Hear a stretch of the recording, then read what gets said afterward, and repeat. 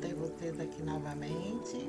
Vamos continuar a leitura do nosso livro, O Mesmo de Sempre, um guia para o que não muda nunca, de Morgan Housel. E hoje vamos para mais uma história. Êxtase e desespero.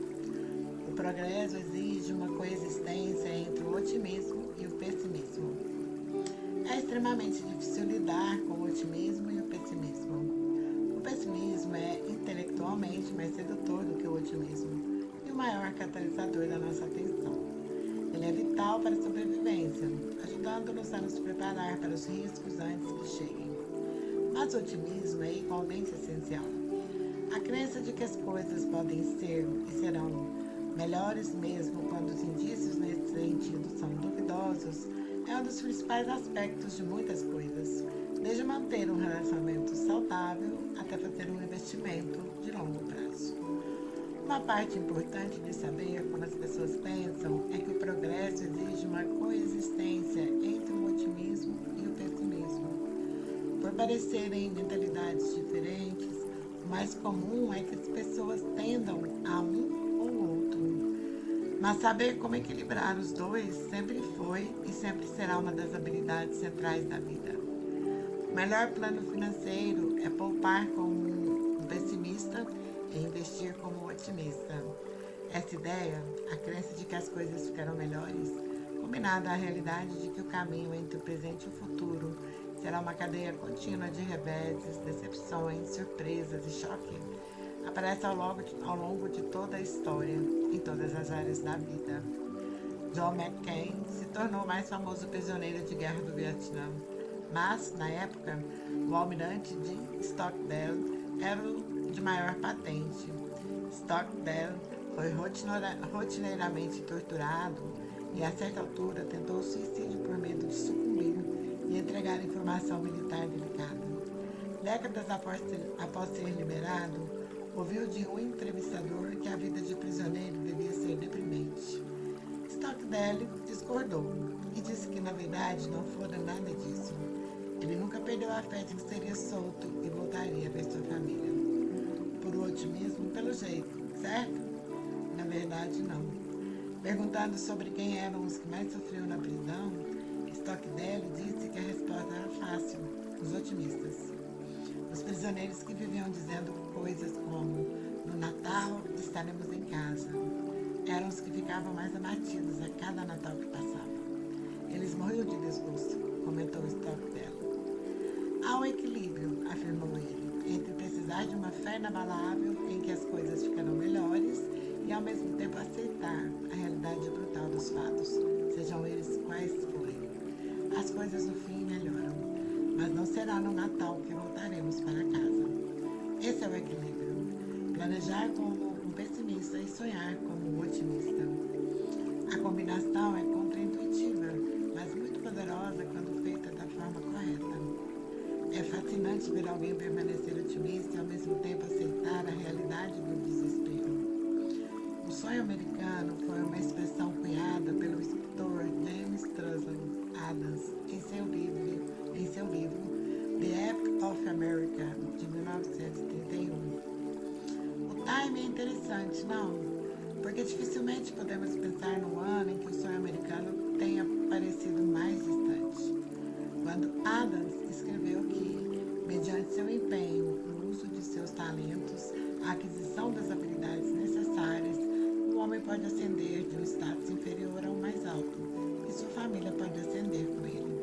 A taxa de desemprego estava em quase 25% e a desigualdade social era uma das mais elevadas na história americana. Quando escreveu sobre esse sonho americano de uma vida melhor, mais rica e mais feliz para todos os nossos cidadãos de todas as classes, manifestações contra a falta de alimentos explodiam por todo o país, conforme a Grande Depressão arruinava a economia. Quando escreveu sobre sermos capazes de alcançar nosso pleno desenvolvimento como homens e mulheres, sem o impedimento das barreiras que foram lentamente erigidas em civilizações mais antigas, as escolas eram segregadas e alguns estados exigiam prova de alfabetização para votar. Em poucos momentos na história americana, a ideia de um sonho americano pareceu tão falsa, tão desconectada da realidade enfrentada por todos. Contudo, o livro de Adams conquistou imensa popularidade. Uma expressão otimista nascida em um período sombrio da história americana se tornou um lema familiar da noite para o dia. 25% de americanos desempregados em 1931 não arruinaram a ideia do sonho americano. A queda de 89% da bolsa e as filas do pão por todo o país, tampouco. O sonho americano, na verdade, talvez só tenha se popularizado devido à precariedade da situação. Não era preciso vê-lo para crer nele. Felizmente, pois em 1931 não havia nada para ver. Bastava acreditar que era possível e, de repente, a pessoa se sentiu um pouco melhor. As psicólogas Laura Allow e Lynn Yvonne Abramson propõem uma teoria que adoro, chamada realismo depressivo.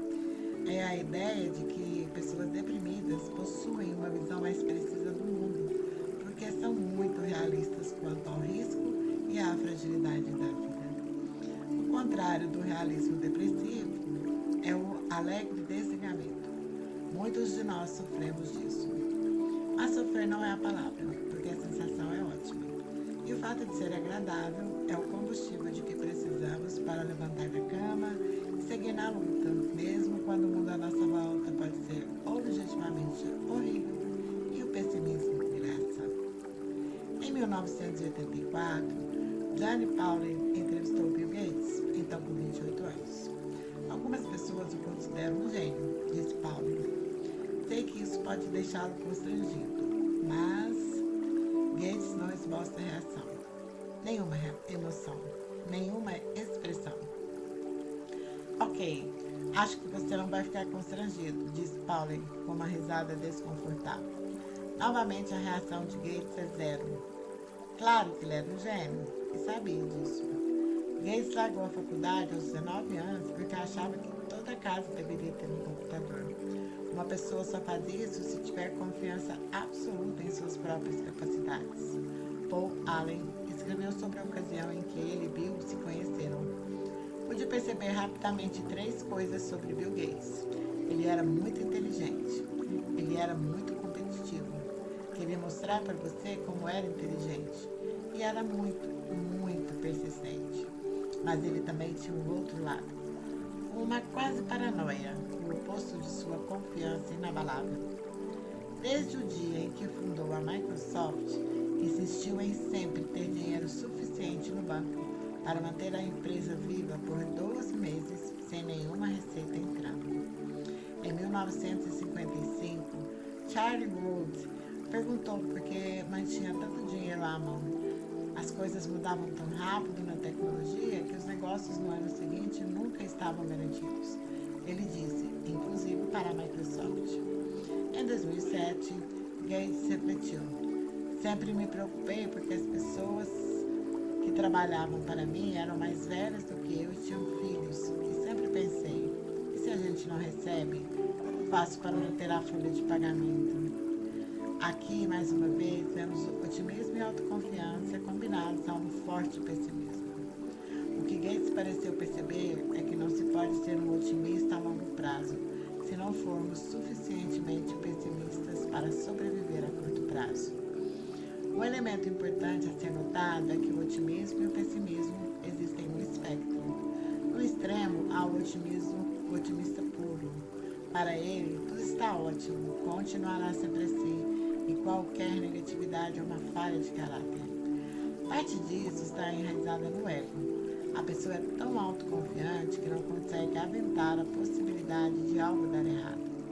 No outro extremo, há o pessimista puro. Para ele, tudo está horrível, continuará sempre assim, e qualquer positividade é uma falha de caráter. Parte disso está enraizada no ego. A pessoa tem tão pouca autoconfiança que não consegue aventar a possibilidade de algo dar certo. É o completo oposto do otimista puro e igualmente desconectado da realidade. Ambos são perigosos em medidas iguais, mas tanto um como o outro podem parecer cobertos de lógica, se enxergamos o otimismo e o pessimismo como 8 ou 80, como se precisássemos ser uma coisa ou outra. Entre as duas visões há um ponto ideal, o que chamo de otimistas racionais.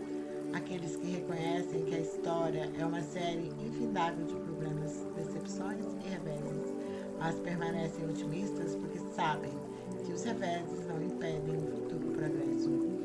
Eles soam hipócritas e volúveis, mas muitas vezes estão enxergando mais longe do que os outros. O truque em qualquer área, finanças, carreiras, relacionamentos, é ser capaz de superar os problemas de curto prazo, de modo que possamos sobreviver para desfrutar do crescimento de longo prazo. Poupe como um pessimista e invista como um otimista. Planeje como um pessimista e sonhe como um otimista. Essas habilidades podem soar conflitantes, e são. Pensar que devemos ser uma coisa ou outra é intuitivo. Difícil é perceber que há um tempo e lugar para ambas e que as duas podem e devem coexistir. Mas é isso que testemunhamos em quase qualquer empreendimento bem-sucedido de longo prazo. Por exemplo, negócios que assumem grandes riscos com novos produtos, como os otimistas, mas sentem-se aterrorizados com dívidas de curto prazo e sempre esperam ter uma boa reserva de dinheiro por segurança, como os pessimistas. Ou o trabalhador que recusa uma oportunidade lucrativa porque pode comprometer sua reputação, que a longo prazo é muito mais valiosa. O mesmo vale para os investimentos. Como eu escrevi em meu livro A Psicologia Financeira, mais do que um grande retorno, quero me blindar financeiramente. E se estiver blindado, acredito que obterei o maior retorno, pois serei capaz de sobreviver tempo suficiente para que a composição opere sua mágica. A história nos ensina a importante lição de que o longo prazo normalmente é muito bom e o curto prazo normalmente é muito ruim. Conciliar os dois exige um esforço, assim como aprender a administrá-los com o que parecem ser habilidades conflitantes. Os que não conseguem fazê-lo em geral acabam se tornando pessimistas amargos ou otimistas falidos. E vamos em frente. A seguir, veremos outro assunto que não é intuitivo. Quanto mais perfeitos tentamos ser, piores acabamos sendo.